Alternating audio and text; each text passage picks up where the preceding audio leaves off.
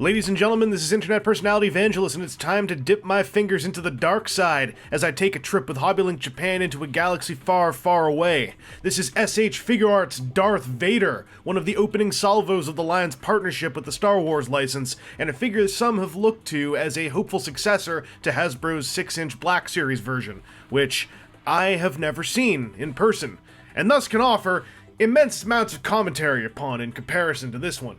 So, real talk, I'm not a Darth Vader expert. I mean, clearly I am a Star Wars expert, but I majored in Newt Gunray, not Darth Vader. So I'm gonna be coming at this figure's aesthetics and accuracy from a very layman, enthusiast, and casual standpoint. Alright. I think he looks like Darth Vader. The sculpt seems to hit most of the key notes, like his suit's pinstripe seam lines and the little beepy-to-boot box on his belly. There are also some cool interplays between matte and gloss finishes on his armor. The helmet does a good job until the part where its forehead is enormous, which sticks out like an enormous forehead, even to a less Vader core fan like myself. Paintwork is minimal since this is Darth Vader, but all the little techie details pop nice and properly, and the uses of deep dark metallics, like on his collar armor, come off very well. Unfortunately, a lot of the sculpt is janked around by the cape and robe parts, specifically the fact that those non-soft goods are sculpted to look like they're in the middle of an action scene, no matter how you have Vader posed. The hip robes are always floofing out to some degree, and the cape is always swishing to one side, which can get really distracting given how it means Vader's right shoulder pad is always exposed from the rear. S.H.Figuarts Darth Vader has a number of joints through his head and his neck and his chest, but this is pretty much the culmination of them. They work in tandem so he can really just lay some hate down and yell at the kids on his lawn. But if you take this off, like, there is a barbell joint here connecting the head to the neck. The neck is itself ball jointed to the chest, but it all gets subsumed by the head sculpt, so whatever. His torso has got a pair of joints. There's a ball joint in the waist and a ball joint in the chest, and again, they kind of work in tandem together rather than as a pair of separate additions to the overall jointology. As for the shoulders, the shoulder pads are on their own multi-jointed thing, so they can get out of the way when you raise his pin disc shoulders up. It's all very Figuarts from this point onwards. Like, there's a ball joint connection for the whole assembly, with a cup on the inside, and a pin disc and a bicep swivel, double-jointed elbow that does it all like that.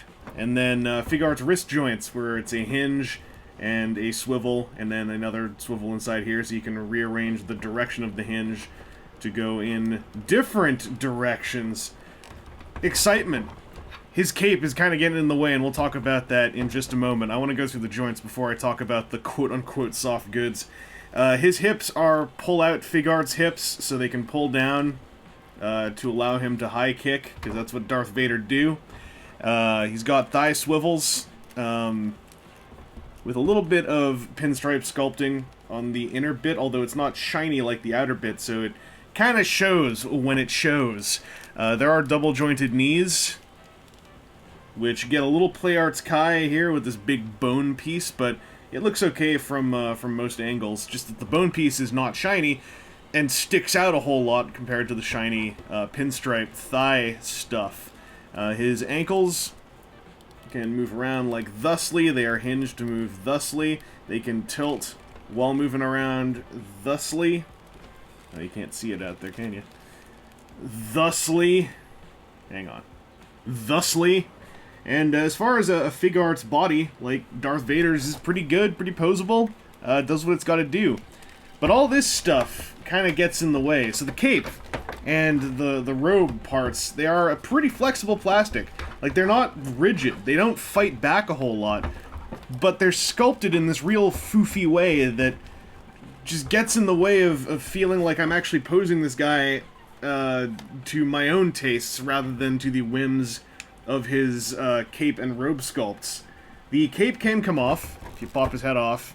It tabs in two places. There's two little rectangle tabs, two little slots back here. It tabs in alright, but I find that the tabs have a tendency to start to work their way out. Like, they don't clip in, they just friction in because they're all soft and rubbery like the cape. So they shove themselves in, but then as I pose him and stuff, and get carried away as you do with Figuarts, they start to unseat themselves, and then once they've unseated themselves, the chain on the front and these parts up here start to look super like they are a completely separate sculpted piece and not flowing close to his back like a cape would. The cape is just kind of annoying, and I could deal with the cape. It's one thing. As I mentioned, it does have a predilection in its sculpt to be swooshing this way, so from the back, one shoulder pad is always uncovered, and that can be a little bit annoying. Down here, though, let's talk about his robe, and hopefully get some focus. So the robe is currently in its most inward, like, calm-looking position, but as you can see, it's still, like, foofing out this way. These are two separate pieces. They're pretty flexible. You can get them out here. There's another separate piece here. Again, really flexible. And to get them to go inwards and look like they're at a calm resting position, you got to put them together all like this with the rear part over top, and that gives you your calm kind of position. That kind of works in theory, except that these parts are still foofing out, and there's no way to really curl them up like this without potentially warping the plastic in a way that I don't really want to. You can put these outside and then over top of the rear part, and that makes them really foof out. And in this position, now they are closer to his legs on this axis, but they're outwards more and look a lot more like Figuarts Deneb's robe stuff. So this Vader figure, he looks pretty good when he's doing crazy karate Figuarts stuff. The cape and the robe stuff, it plays real well with severe anime Hong Kong action poses.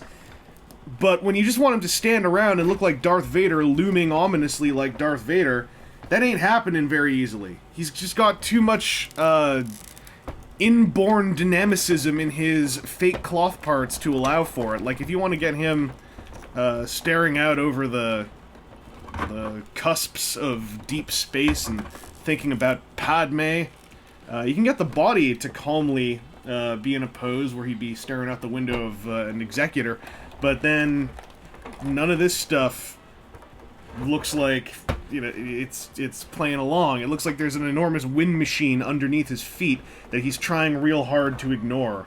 So he's not a poor Figuarts figure to pose. He's just an uncooperative Darth Vader to pose. Darth Vader's hand swaps are weird in that the left hand swap like any Figuarts toy, while all the right hand options come with an entire wrist joint that plugs in and out of a forearm socket. This is all to facilitate Vader's removable right glove, which can be replaced by a silver-tipped cybernetic stump in order to represent the Dark Lord of the Sith having a really crappy day. As for hand options, he begins with the prerequisite Figuarts fists, which can be swapped for the prerequisite Figuarts semi-splayed and semi-dramatic hands that look like something's happening! The third pair of hands are curled for gripping or force choking, and can hold onto either of his lightsaber handles. One is lit, the other's unlit. The unlit one can't hang from his belt, and I feel like it's just here to eat up some budget. The lit one has a predictably translucent crimson blade stick, and both have got nicely painted handle sculpts that include the rectangular panel thingy, which is also the only detail on Vader's lightsaber that I can specifically remember and identify, thanks to the weird 3-month affair I had with Force Effects lightsabers many years ago. Oh, also, this review copy didn't include it, but if you get a hold of a first-run Figuarts Darth Vader, he may be bundled with a big evil Imperial window display backdrop, perfect for taking wildly inappropriate toy photos.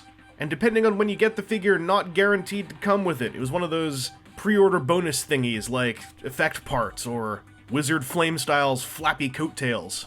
Those who were looking for the perfect 6-inch Darth Vader have not found a champion in this Figuarts release. Instead, he's just another half-step forward, half-step sideways kind of figure. As far as I've heard, it's a legit throwdown between this guy and Bandai's 112 Darth Vader model kit figure, with the Black Series Vader trailing behind both. However, as a Darth Vader action figure, this SHF Sith Lord hits enough marks to feel satisfying, provided I keep him dynamic and constantly looking like he's turning to his left. The figure's fine. Nothing's busted, broken, or abhorrent. He's just dragged down by yet another misfired Figuarts attempt at hard goods long cloth costume elements. I mean, he's not Deneb or anything. There's flex and play to his cape and robe, but there's always just enough resistance that I continue to wish Bandai would look to examples set by 3A and Mezco's 112 Collective, and power up designs like Darth Vader with some properly middle high-end soft goods magic. Anyway, this has been Internet Personality Vangelus, and I hope this video has helped you decide your own path along the midichlorians of the S.H.Figuarts power of the Force. To be honest, I'm mostly looking forward to their rendition of Darth Maul, because I was the exact 14-year-old demographic in 1999 that he was targeted at. I am the problem.